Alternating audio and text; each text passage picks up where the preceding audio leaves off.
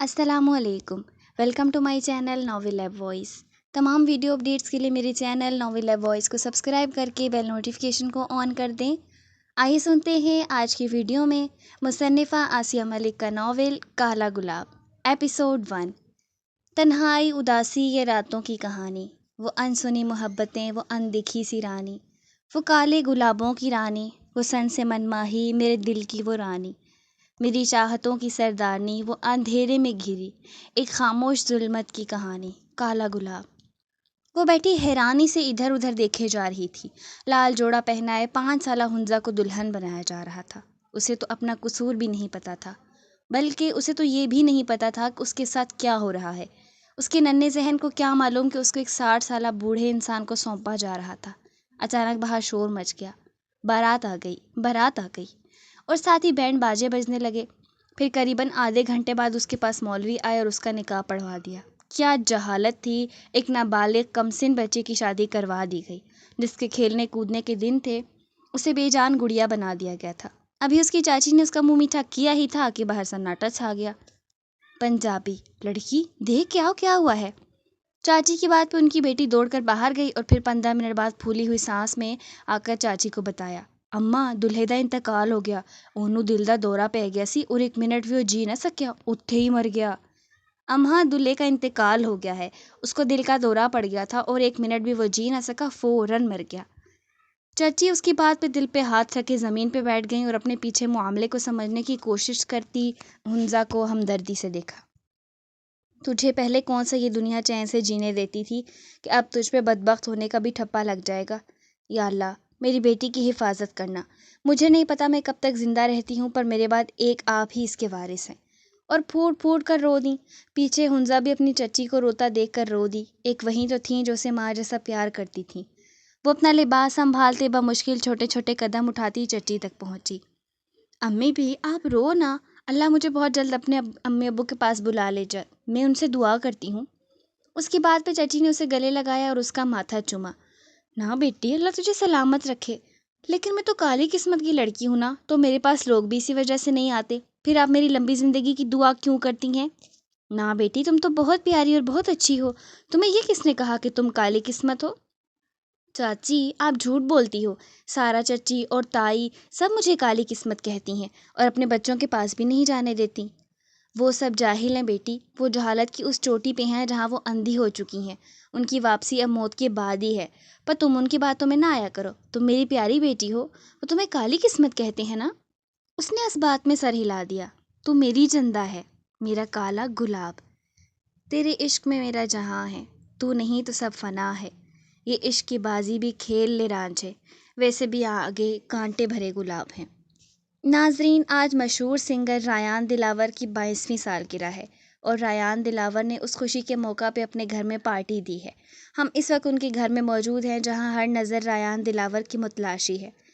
अचानक lights off हो गई। जश्न का समा है, एक और सालगिरह है। मेरे चाहने वालों को मेरा एक सलाम है।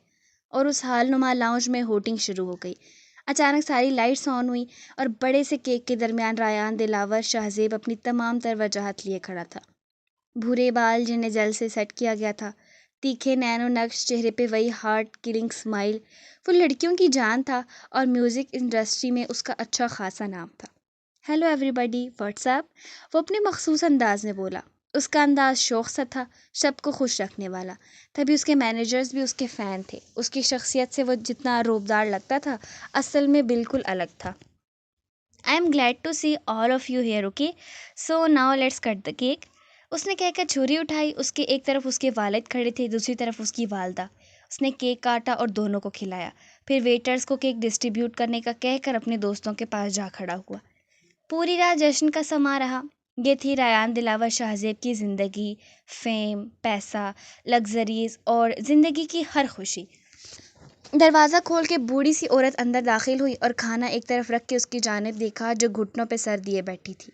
उन्हें इस गुड़िया सी लड़की पे रंज और रंज इकट्ठे आता था।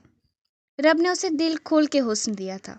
हेज़ल ग्रीन आइज़, सुनहरे भूरे से बाल, गोरा रंग, पतली छोटी सी नाक और गुलाबी होंठ। मगर किस्मत देना शायद भूल गया।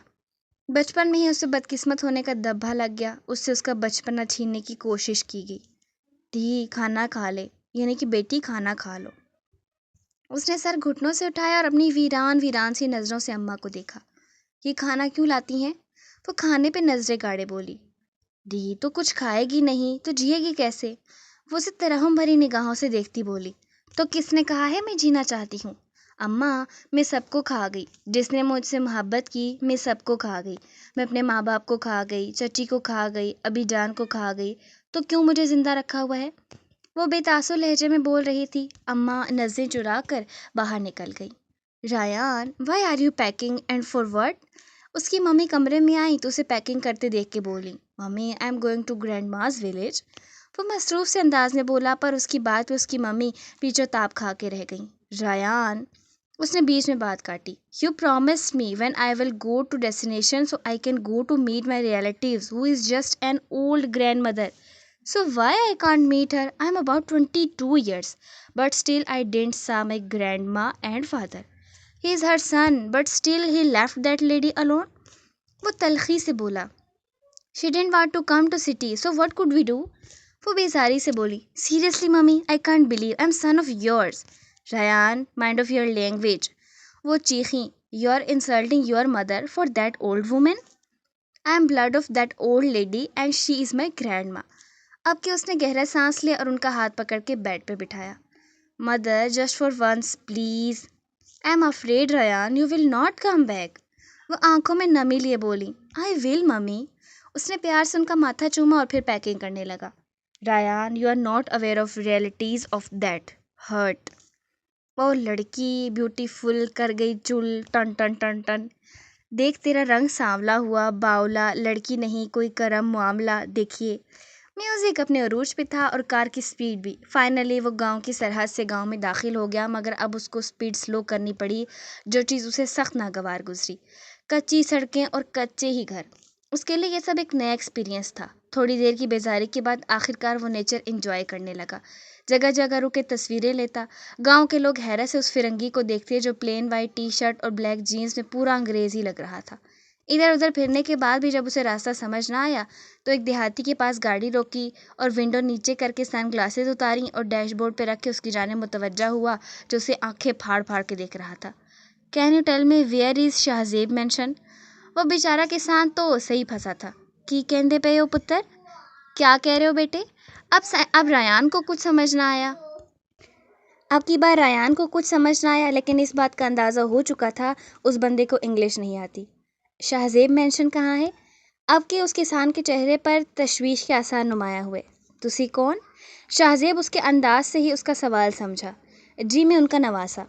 اب کہ دیہاتی نے جیسے اس بات میں سر ہلایا جیسے کہ بات سمجھ چکا ہو. پتر اتھو کبے ہتھ؟ اس نے بیچ میں بات کاٹی. آپ پلیز بیٹھ کے راستہ سمجھا دیں. اور اگر کوئی ریان دلاور کو اس وقت اس قدر ٹھوس اردو بولتے دیکھتا تو وہ ویسے ہی بے ہوش ہوتے ہوتے بچتا، کیونکہ گانوں کے علاوہ وہ شاذ و نادر ہی اردو بولتا. صرف اس کے والدین تھے جن کے ساتھ وہ اردو میں بات کر لیتا. وہ دیہاتی ایک بڑی سی حویلی کے سامنے گاڑی رکوا کے اپنی منزل کو چل دیا، جبکہ ریان نے اوپر سے نیچے تک اس حویلی کو دیکھا. Wow granny, you live in a palace. وہ دلکشی سے مسکراتا گیٹ کھولتے اندر داخل ہوا. حویلی میں بچوں کے ہنسنے کھیلنے کی آوازیں آ رہی تھیں. وہ جیسے اس حال نما کمرے میں داخل ہوا اسے وہاں لاتعداد بچے دکھے جنہیں دیکھ کے وہ حق دک رہ گیا.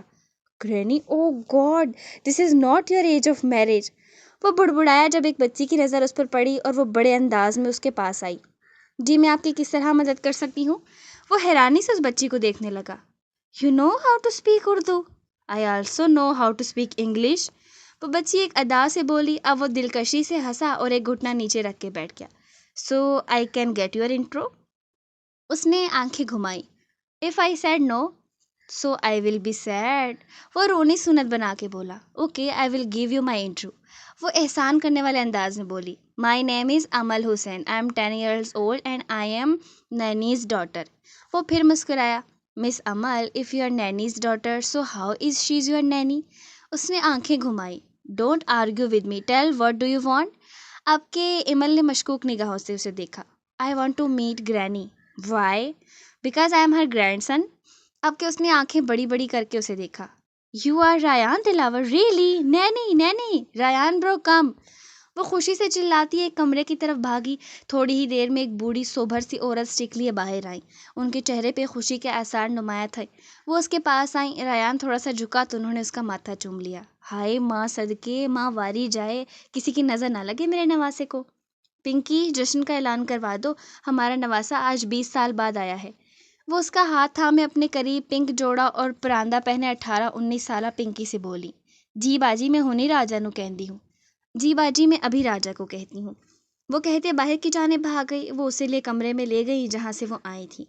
ایمل، خانسامہ کو کھانا بنانے کا کہہ دے۔ ایمل اس بات میں سر ہلاتی باہر نکل گئی۔ گریمی نے اس پر کچھ پڑھ کے پھونکا اور پھر دوبارہ اس کا ماتھا چوم کر رو پڑی۔ رایا نے انہیں روتا دیکھ کر اپنے پاس بٹھایا۔ رو کیوں رہی ہیں گرانی؟ میں لوٹ تو آیا ہوں۔ پورے 2 سال کا تھا جب تیرا باپ تجھے یہاں سے لے گیا تھا، تب تو بہت رویا تھا۔ تجھے مجھ سے چھوٹی سی عمر میں ہی بہت لگاؤ تھا، اور اب دیکھ آج 20 سال بعد آج پھر ہمیں ہمارا نواسا مل گیا۔ ریان ان کی بات پہ مسکرایا۔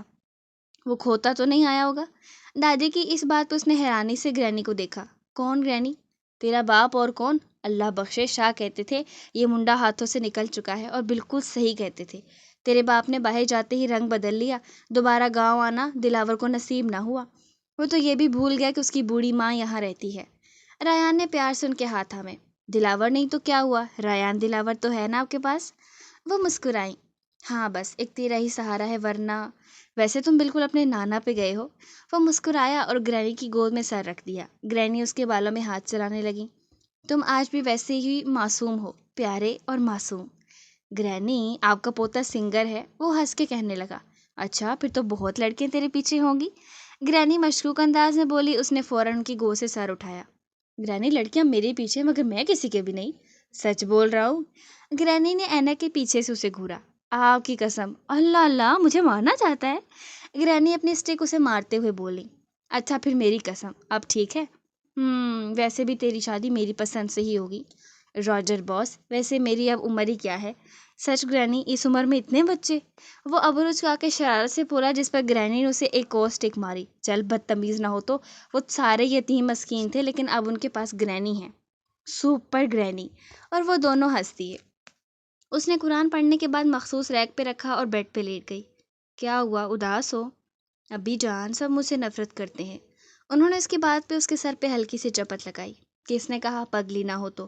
میں ہوں نا تم سے پیار کرنے کے لیے پھر؟ لیکن سب مجھے کالی قسمت اور نہ جانے کیا کیا کہتے ہیں۔ تو میری بچی، وہ سب تو پاگل ہیں، یہ بھی بھلا کوئی بات ہوئی؟ میری بیٹی اتنی پیاری ہے۔ پتہ ہے بیٹیاں اللہ کی رحمت ہوتی ہیں۔ تو رحمت کب سے زحمت بن گئی؟ بیٹا، یہ تو دنیا کے اصول ہیں، ہر شخص کو تنقید کا نشانہ بناتی ہے، لیکن میرے بچے تم بہادر ہو، دنیا کو فیس کرنا سیکھو۔ یہ سب تمہاری آزمائش ہے اور تمہیں ان پہ پورا اترنا ہے۔ تم اترو گی نا؟ اس نے اس بات میں سر ہلا دیا۔ ابھی آپ تو مجھے سہارا دیتی تھیں، اب کیوں اس تپتے صحرا میں مجھے ننگے پیر چھوڑ گئیں؟ کیوں مجھے میری بدقسمتی کا ثبوت دے گئیں؟ ایک آنسو چپکے سے اس کی آنکھوں سے بغاوت کر گیا۔ نیند اس کی آنکھوں سے کوسوں دور تھی، مگر جاگنے کی صورت میں بھی تو اذیت ہی تھی، لہٰذا آنکھیں بند کر کے سونے کی کوشش کرنے لگی۔ وہ اپنی ہی دھن میں چلتا ہوا آ رہا تھا جب سامنے سے آتی ایمل سے زبردست ٹکر ہوئی اور اس کے ہاتھ میں پکڑی پلیٹ زمین بوس ہو گئی۔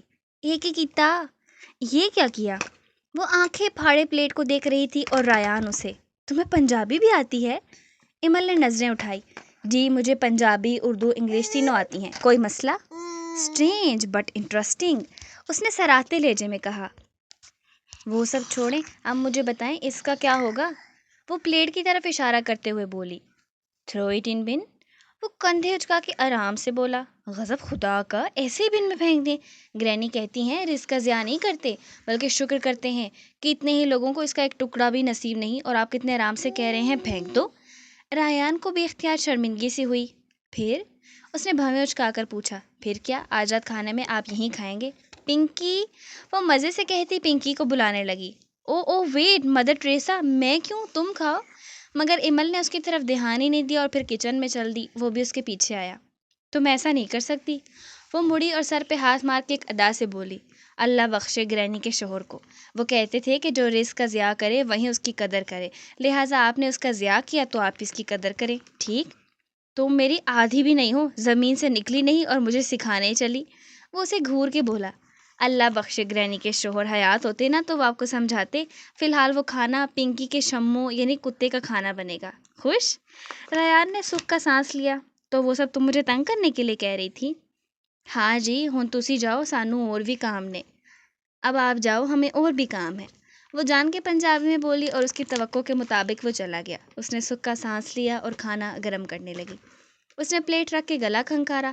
ہنزا نے سر اٹھا کے اسے دیکھا. اسے یہ لڑکی بھی عجیب لگتی تھی. ہر ہفتے وہ اس کے پاس آ جاتی تھی، پھر ہفتے بھر کی ردا سناتی، زبردستی اپنے سامنے کھانا کھلا کر پھر کوئی نہ کوئی تحفہ دے کر چلی جاتی. السلام علیکم ہنزا، کیسی ہو آپ؟ وہ اس کا ہاتھ ہمیں کرسی تک لائی اور اسے کرسی پہ بٹھا کے خود سامنے والی کرسی پہ بیٹھ گئی. اس نے ہنزا کو کھانا کھانے کا اشارہ کیا اور شروع ہو گئی. آپ کو پتہ ہے پنکی کا بستہ، گرینی کی دوائیاں، شہری کو ڈانٹ، اور آپ کو پتہ ہے گرینی کا پوتا گرینی سے ملنے آیا ہے. لو آج بھی صرف میں ہی بولی. چلیں چھوڑیں، یہ لے آج کا تحفہ اور میرے جانے کے بعد کھولیے گا. وہ گفٹ پیک اس کی طرف بڑھا کے پلیٹیں اٹھا کے چل دی. ہنزا نے گفٹ پیک کھولا تو اس میں گلاب تھے. تو میری چندہ ہے، کالا گلاب. وہ دھیرے سے مسکرائی. وہ جیسے ہی بات لے کر نکلا اس کی نظر سب سے پہلے سامنے پڑی شلوار قمیض پہ گئی اور اس نے منہ بنایا. وہ مشکل سے ہی عید ٹو عید شلوار قمیض پہنتا تھا تو اب کیسے پہنتا؟ ویل اپنے مخصوص حلیے یعنی ٹراؤزر شرٹ میں گرینی کے کمرے میں پہنچا جہاں وہ تسبیح پڑھ رہی تھیں. وہ ان کے پاس بیٹھ گیا، ان کی تسبیح ختم ہونے کا انتظار کرنے لگا. تھوڑی دیر بعد گرینی نے تسبیح ختم کر کے کچھ پڑھا اور اس پہ پھونک دیا. پھر تسبیح ایک طرف رکھ کے اس کی جانب متوجہ ہوئی. گرینی، میں شلوار قمیض نہیں پہنتا. اس نے فوراً مدعے کی بات کی جس پہ گرینی نے تعصب سے اسے دیکھا. ہمارے شہزادے صرف تھوڑی دیر کی بات ہے، تقریب میں.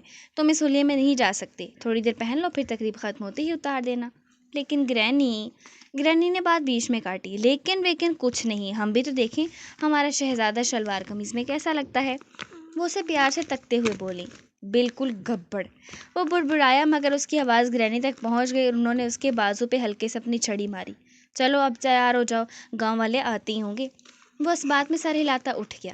وہ وائٹ شلوار قمیض میں بہت خوبرو لگ رہا تھا. گرینی نے تو دیکھتے ہی ماشاء اللہ کہا اور اس کی نظر اتاری. تقریب اپنے عروج پہ تھی. اس کے ایک طرف خوبصورت مگر سادہ لباس میں گرینی تھی اور دوسری طرف اسکائی فراک اور چوڑی دار پاجامہ پہنے ایمر اس کو ہر فرد سے انٹروڈیوس کرا رہی تھیں.